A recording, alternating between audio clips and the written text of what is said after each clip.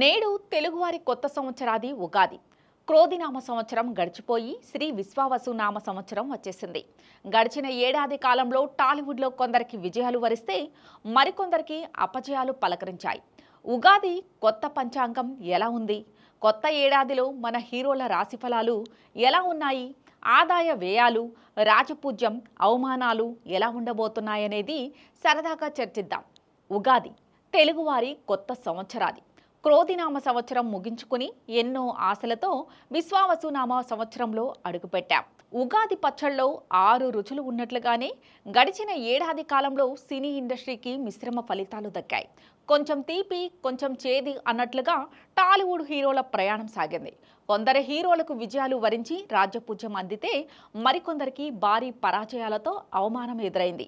ఆదాయ వ్యయాలను లెక్కగట్టి చూస్తే కొందరు నిర్మాతలు లాభాల బాట పడితే ఇంకొందరు డిజాస్టర్ సినిమాలతో నష్టాల పాలయ్యారు.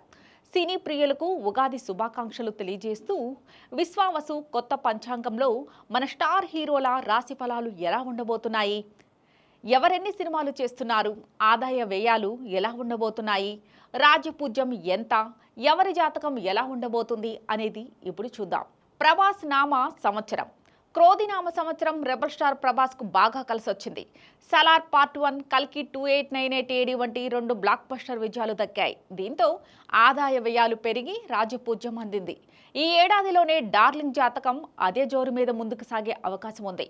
ప్రస్తుతం మారుతి దర్శకత్వంలో ది రాజాసాబ్, హను రాఘవ్పూర్తో ఫౌజీ సినిమాలు చేస్తున్నారు. అలానే సందీప్ రెడ్డి వంగ స్పిరిట్తో పాటుగా సలార్ 2, కల్కి 2 చిత్రాలు ఆయన లైనప్లో ఉన్నాయి. వాటిల్లో 2 సినిమాలు ఈ ఏడాది విడుదల కానున్నాయి.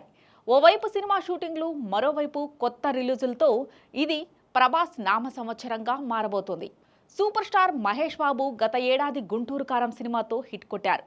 ప్రస్తుతం దర్శకధీరుడు ఎస్ఎస్ రాజమౌళి దర్శకత్వంలో SSMB 29 మూవీ చేస్తున్నారు.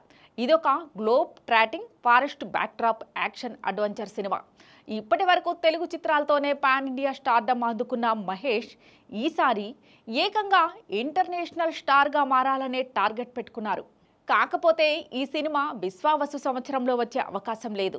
అయినప్పటికీ ఈ క్రేజీ ప్రాజెక్ట్ నుంచి రాబోయే అప్డేట్స్తో ఏడాది మొత్తం మహేష్ వార్తల్లో నిలుస్తారు. ఆయన బ్రాండ్ వాల్యూ పెరుగుతూనే ఉంటుంది.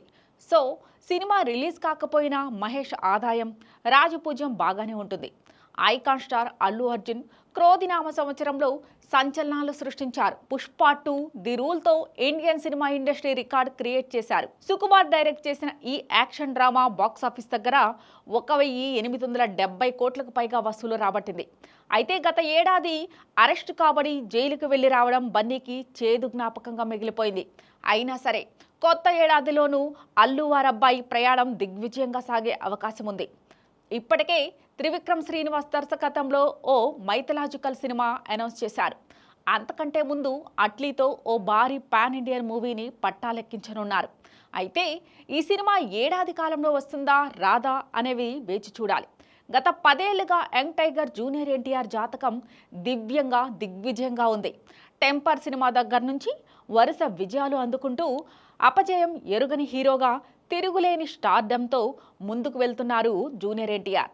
RRR సినిమాతో ఆస్కార్ వేదిక వరకు వెళ్ళొచ్చిన తారక్ తన నాటు స్టెప్పుల్ని గ్లోబల్ ఆడియన్స్కు రుచి చూపించారు. రామ్ చరణ్తో కలిసి అద్భుతమైన విజయాన్ని అందుకున్నారు. దేవరా సినిమాలోని మరో హిట్ కొట్టి తన విజయాల పరంపర కొనసాగించారు. రాజమౌళి మిత్ బ్రేకర్ అనే పేరు తెచ్చుకున్నారు.